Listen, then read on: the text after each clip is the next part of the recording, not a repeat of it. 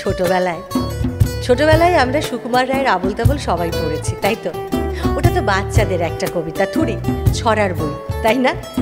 আচ্ছা, আজকের 3Dর যুগে আমরা যদি দেখতে চাই তো দেখব আবোল তাবোলের বইয়ের পাতা থেকে বেরিয়ে এসে সেই চরিত্রগুলো জানেন একেবারে রক্ত মাংসের হয়ে উঠেছে, রক্ত মাংসের হয়ে উঠে আমাদের চারপাশে ঘুরে বেড়াচ্ছে। বইটা আর বই নেই, শুধু আমাদের চারপাশটাই আসলে সম্পূর্ণ আবোল তাবোল হয়ে গেছে। হ্যাঁ, লেখার 100 বছর পরেও সেটা প্রাসঙ্গিক এই সময়ের প্রতিফলন হয়ে গেছে। কি করে? চারিদিকে তাকিয়ে দেখুন, যে যা পারছে বলছে, যে যা মনে হচ্ছে করছে। এমন একটা খিচুড়ি সময়ে দাঁড়িয়ে কারো মনে আর স্বাভাবিক স্ফূর্তি থাকে কি? মুখ ঝুলিয়ে সারাক্ষণ ধরে লোকে শুধু চিন্তাই করে যাচ্ছে, সে নানান চিন্তা। আর কি যে ছাতার মাথায় এত চিন্তা হচ্ছে সে ব্যাপারটা ঠিক বুঝিয়েও বলতে পারছে না তারা। হুঁকো মুখো হ্যাংলা, বাড়ি তার বাংলা, মুখে তার হাসি নাই দেখেছ। তাই জন্য কি করছে? গম্ভীর মুখ নিয়ে চিন্তাটা তারা ছাড়তে পারছে না। একটা বেশ হামবরা চিন্তাশীল, মানে ওই সব বুঝি ওই যারা বুদ্ধি বেঁচে জীবনযাপন করেন আর কি, মানে অনেকটা আর কি তাদের মতো, তাই না? ক্ষুদ্র থেকে ক্ষুদ্রতম বিষয় নিয়েও তাদের একটা গভীর চিন্তা, একটা গভীর মতামত FB, ইনস্টা সব জায়গায় ছড়িয়ে পড়েছে। তবে কবিতাটা খুব স্পষ্টভাবেই পরাধীন ভারতের হুঁকো খাওয়া বাঙালির বাবু শ্রেণীর কথা বলে। ইংরেজ সরকারের অনুকরণ করে, তাদের তোষামত করে যারা শাসক গোষ্ঠীর নজরে আসার আপ্রাণ ব্যর্থ চেষ্টা চালিয়ে যেত, সেই সমস্ত অনুকরণকারীরা, শাসকের হ্যাঁতে হ্যাঁ মিলিয়ে যাওয়া মাছি মারা কেরানির মতো যাদের বুদ্ধি, তাদের কথা বলে। সেই রকম মানুষ কি আজকের দিনে দুর্লভ? বোধ হয় না। আপনারা কি বলেন? নিশ্চয়ই নয়। মিলিয়ে নিতে পারছেন না তাদের। আর তাদের চিন্তার কারণটা কি বলুন তো? খুব ভালো করে শুনে দেখলে বুঝবেন অ্যাকচুয়ালি চিন্তার কোনো কারণ নেই। তাদের ওঠা বসা চলাফেরা কোনো কিছুরই কোনো ক্ষমতা নেই, হাতে পায়ে জোর নেই, মনে বল নেই। সারাক্ষণ একটা চিন্তার ভারে তারা খুব কেমন একটা নুয়ে পড়ে মুখ ঝুলিয়ে বসে থাকে।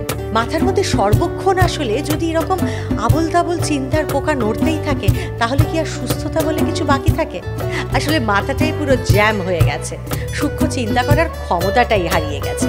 ভাবছে একটা বিশাল কিছু নিয়ে চিন্তা করছে, তার জন্য বাইরেও সেরকম হাবভাব দেখাচ্ছে। জীবনের স্বাভাবিক শখ আহ্লাদ সব একেবারে লোপ পেয়ে যাচ্ছে, হয়ে যাচ্ছে একেবারে হুঁকোমুখো হ্যাংলা। হ্যাঁ, তবে বাড়ি তার সত্যি বাংলা কিনা এটা একটু ভেবে দেখবেন। হ্যাঁ, আর আমাকেও জানাবেন কোথায় আমাদের কবিতার সঙ্গে কমেন্ট করে। ভাবতে ভাবতে চলুন তবে একটু ঝালিয়ে নিই সুকুমার রায় এই হুঁকোমুখোদের নিয়ে কি বলেছেন। শুরু করা যাক সুকুমার রায়ের লেখা হুঁকোমুখো হ্যাংলা।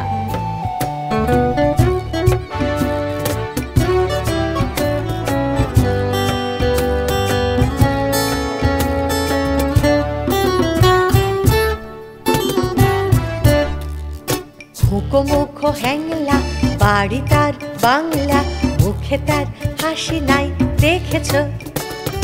হুঁকোমুখো হ্যাংলা, বাড়ি তার বাংলা, মুখে তার হাসি নাই দেখেছ। নাই তার মানে কি কেউ তাহা জানে কি, কেউ প্রভু তার কাছে থেকেছ। শ্যামা দাস মামা তার, আফিনের থানাদার, আর তার কেউ নাই এছাড়া। তাই বুঝি একাশে মুখখানা ফ্যাকাশে বসে আছে কাঁদো কাঁদো বেচারা। হপ হপ হপ হপ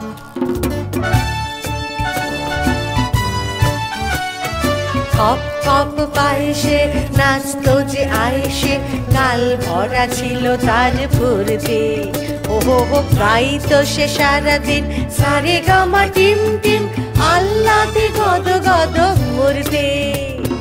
হপ হপ হপ হপ হপ হপ পায়েসে নাচতো যে আয়েসে, গাল ভরা ছিল তার ফুর্তি।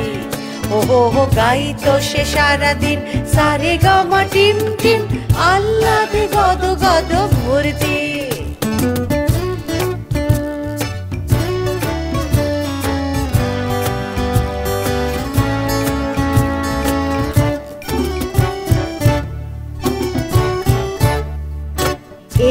সে দুপুরে বসে ওই উপরে খাচ্ছিল কাঁচকলা চটকে। এর মাঝে হলো কি মামা তার বললো কি, অথবা কি ঠ্যাং গেল মুচকে। হুকো মুকো হেকে কয়, হুকো মুকো হেকে কয়, আরে দূর আরে দূর, তা তো নয়, দেখছো না কি রকম চিন্তা।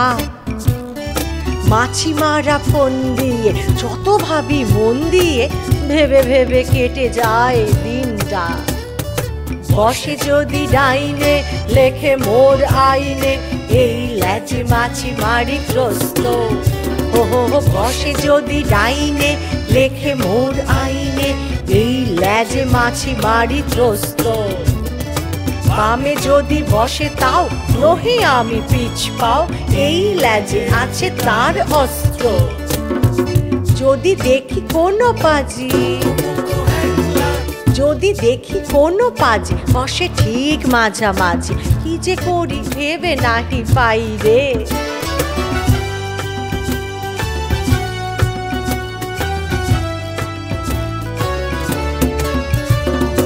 যদি দেখি কোনো পাজি বসে ঠিক মাঝামাঝি, কি যে করি ভেবে নাহি পাই রে। ভেবে দেখি একই দায়, কোন ল্যাজে মারি তাই, দুটি বই ল্যাজ মোর নাই রে।